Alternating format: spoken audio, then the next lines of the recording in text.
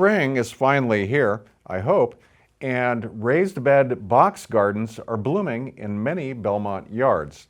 Roger Colton, one of our hosts here at the Belmont Journal, recently met with some locals who explained the benefits and the pleasures of raised bed box gardening. I got into front yard gardening when I realized a couple of years ago that my front yard is actually the sunny spot on my property. And I had, in a sleepless night, I had this idea, how about I try raised beds? Within a day, I got some material from Home Depot and built those raised beds and had someone bring some topsoil, and the rest is history. I think if you're in this for the money and saving money that you don't want to spend at the grocery store, you can't start home gardening. So for me, it's really the pleasure of being outside, seeing things grow, eating something that I literally raised with my own hands.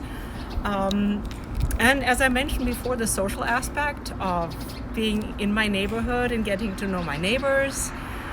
All these are things that are really important to me, and that's why I'm doing this. You know, I see a lot of people really trying to get the patches where there's the most sun. So for me, I've put this garden patch. It's a bit tucked away, but it is in the front because my house is a south-facing house and I have no sun in the backyard. So if I planted anything in the backyard, it would not grow.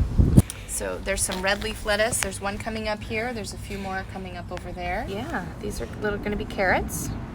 They're nothing yet. They're really nothing yet except a tiny little root. Back there, those green patch is radishes. So hopefully those will be ready in a week or two. It's an interesting process for the kids to also learn about kind of the unpredictability of what you're able to do and how you have to work with the weather. If it's too rainy or too cold, maybe something comes late. If it's too warm, maybe you'll also have some other effects. But they're kind of, I hope that they're coming to appreciate a little bit more how much our food source depends on some of the climate and the weather that we are given, that we really we have control over some elements of it, but not all of it. So I have a daughter who's 3 and I have a son who's 6. They love eating sugar snap peas straight off the bush, and my daughter keeps asking me about the sugar snap peas because we had them last year, when they're going to be ready.